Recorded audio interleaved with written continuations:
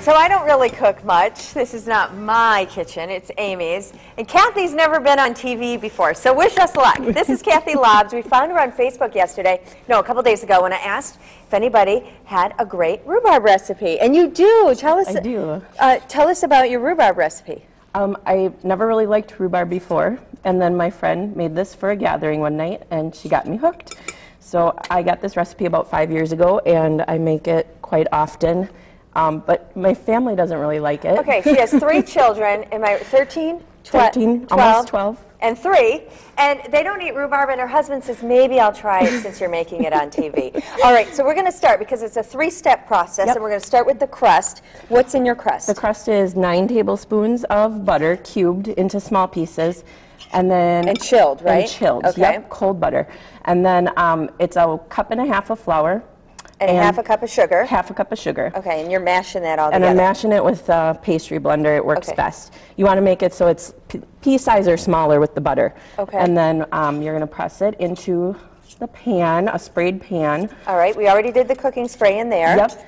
So is it kind of tricky to do that? Not really. It's going to look really dry, but the butter will melt when it bakes in the oven. So you're just going to dump it in there. And then you just kind of press it in? Yep, press it in, just so that it's even. Okay, and I'm going to show, and how long do you bake it? You bake it for 15 minutes at 350, preheated oven at 350. And look, it right there is what it looks like when it comes out. 350, easy. There's your crust. Now comes the fun filling part, right? Yep. Okay, we're going to start the filling right here. Yep. This is a 1/3 cup of flour and a 1.5 cups of sugar. Okay. Then it's a 1.5 cups of milk. And 3 eggs. Okay. And you're just going to whisk that up. And where do you get your rhubarb from?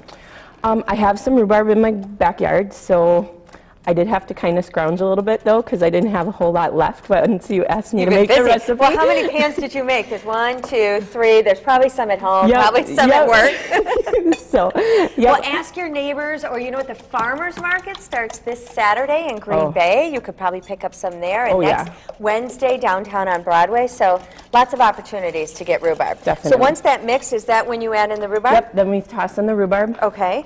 And you just want to mix it together so that it coats the rhubarb real good. Okay, so that's your filling. Yep. And that'll go on there? On the baked crust, yep. Okay, so that's step 2. I'll do that, and Okay. why don't you start working on the topping? Cream cheese, people, you know it's going to be good. I have 4 ounces of low-fat cream cheese and 4 ounces of fat-free cream cheese. Okay. And then a 1/2 cup of sugar, and then a 1/2 teaspoon of vanilla. Okay. Do I need to do anything special here? Just mix it up? Just dump it in. Yep. Okay, that's what I'll do. All right. So why don't you just a quick start? little Yeah, zip. just start that. So really, we got 3 steps. 2 of them completed already here. And how long does this go in? That goes in for 40 minutes at 350 also. Okay. Keep the oven at the same temperature. Yep. When it comes out, do you need it to cool before you put the topping on? You do. You need to let it cool at least an hour to room temperature.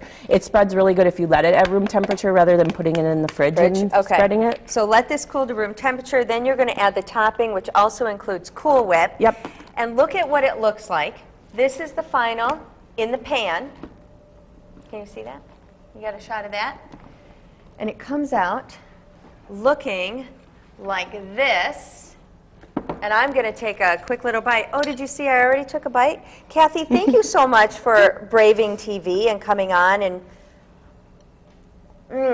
being a good Facebook friend and a delicious baker. Thank you. So good. The recipe is online, fox11online.com. Click on Good Day Wisconsin.